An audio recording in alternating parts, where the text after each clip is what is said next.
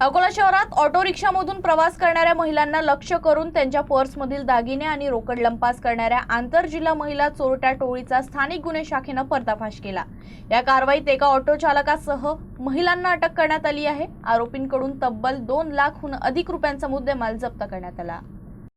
31 मे 2026 रोजी अशोक वाटिका ते गांधी रोड दरम्यान ऑटो रिक्षातून प्रवास करणाऱ्या एका महिलेच्या बॅगची चेन उघडून 2 महिलांनी सोन्याचे दागिने चोरले होते। त्यानंतर 2 जून रोजीही याच पद्धतीनं एका महिलेच्या पेशवेतील रोकड लंपास करण्यात आली होती। या दोन्ही घटनांचा तपास सुरू असताना सहाय्यक पोलीस निरीक्षक निलेश देशमुख यांना आरोपीबाबत गोपनीय माहिती मिळाली। या माहितीच्या आधारे स्थानिक गुन्हे शाखेच्या पथकानं खडकी चौक परिसरात नाकाबंदी केली। यावेळी ऑटो संशयास्पदरित्या येताना दिसला। पोलिसांनी थांबण्याचा इशारा दिल्यानंतरही चालकानं ऑटो भरधाव पळवून नेण्याचा प्रयत्न केला। मात्र पोलिसांनी पाठलाग करून ऑटो अडवला आणि त्यातील महिलांना ताब्यात घेतलं।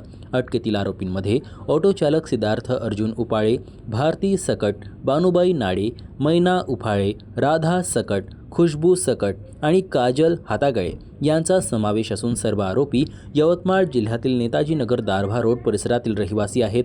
चौकशी दरम्यान आरोपींनी चोरीचे गुन्हे कबूल केले असून त्यांच्याकडून एकूण 2,73,000 रुपयांचा मुद्देमाल जप्त करण्यात आला आहे। पुढील कारवाईसाठी सर्व आरोपींना सिटी कोतवाली पोलिसांच्या ताब्यात देण्यात आलं आहे।